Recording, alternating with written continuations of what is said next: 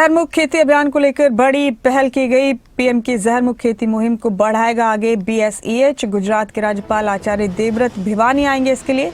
21 अप्रैल को राज्यपाल आचार्य देवव्रत शिक्षा बोर्ड के चेयरमैन पवन कुमार ने जानकारी दी कि वो 21 अप्रैल को आएंगे। जहरमुक्त खेती करने के लिए शिक्षकों को सीख देंगे।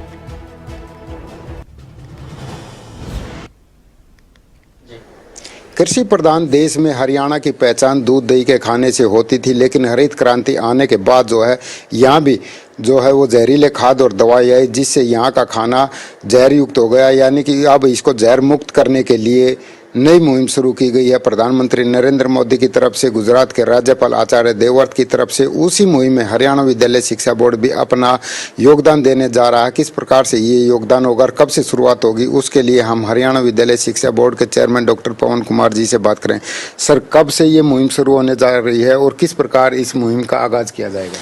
जैसा कि आपने बताया, गुजरात के राज्यपाल महोदय महामहिम आचार्य देवव्रत शास्त्री जी यहाँ 21 अप्रैल को हरियाणा विद्यालय शिक्षा बोर्ड में खास तौर पर हरियाणा राज्य के शिक्षकों को एक संदेश देने आ रहे हैं, जिसमें उनका मुख्य वक्तव्य है जहर मुक्त खेती, या यूँ कहिए कि जो अंधाधुंध उपयोग आज के दिन किसान भाई कर रहे हैं फसलों में कीटनाशक का या खरपतवार नाशक का और ज़्यादा खाद जो यूज़ किया जा रहा है, जिससे न केवल अनाज की या खाने पीने की वस्तुओं की गुणवत्ता खराब हो रही है बल्कि स्वास्थ्य पर भी बुरा असर पड़ रहा है।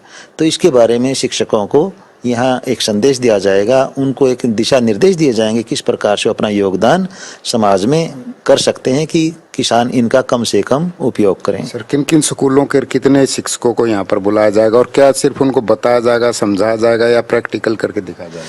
सिर्फ यहाँ राज्यपाल महोदय अब तक की उनकी जो मुहिम है, जिसके आधार पर लगभग 8 लाख किसानों को वो प्राकृतिक खेती की तरफ डाइवर्ट कर चुके हैं, उसी प्रकार से शिक्षकों को यहाँ एक प्रकार से आह्वान किया जाएगा कि वो अपना योगदान समाज में इस प्रकार का प्रचार और प्रसार करने में दें कि कम से कम उपयोग जहरों का या यूँ कहिए कि मतलब जो इस प्रकार के केमिकल है उनका किया जाए, ताकि फसलें या सब्जियां सब कुछ जहर मुक्त हों। सर, टीचरों से ज़्यादा छात्रों का योगदान होता है, क्योंकि वो खेती करते हैं या उनके माँ बाप खेती करते हैं या भविष्य में वो खेती करेंगे या करवाएंगे। तो बच्चों को कैसे जागरूक किया जाएगा? क्या सिलेबस में भी इसको शामिल किया जाएगा? कब से किया जाएगा और क्या खास होगा?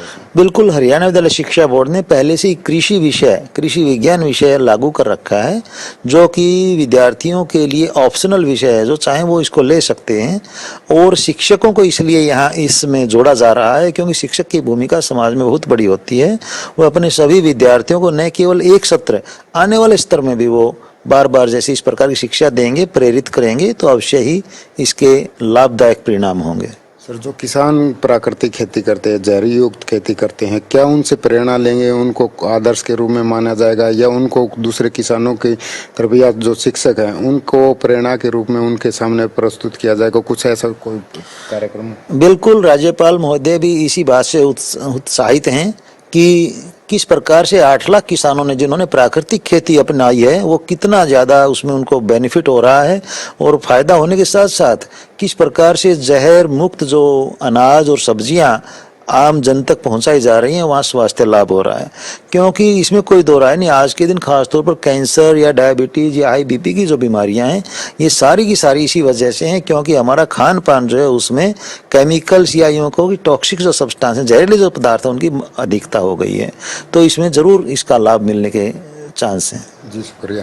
ये थे शिक्षा बोर्ड के चेयरमैन डॉक्टर पवन कुमार, जिनका कहना कि जो प्रधानमंत्री की मुहिम है और राज्यपाल की मुहिम है उसको आगे बढ़ाने के लिए हरियाणा शिक्षा बोर्ड ने भी नई पहल शुरू की है। शिक्षकों को जागरूक किया जाएगा, शिक्षक बच्चों को जागरूक करेंगे, बच्चे अपने माता पिता यानी कि किसानों को जागरूक करेंगे और बड़े स्तर पर इस मुहिम को लेकर जाया जाएगा। सब्जेक्ट में इसको जो है वो शामिल किया जाएगा। अब देखना होगा कि कितने शिक्षक इस मुहिम से जुड़ते हैं, वो आगे इस मुहिम को कितना जो है वो कारगर साबित करते, किसान कितना सहयोग देते हैं। खबरें अभी तक के लिए अपने सहयोगी अमन के साथ जगबीर गणेश भिवानी।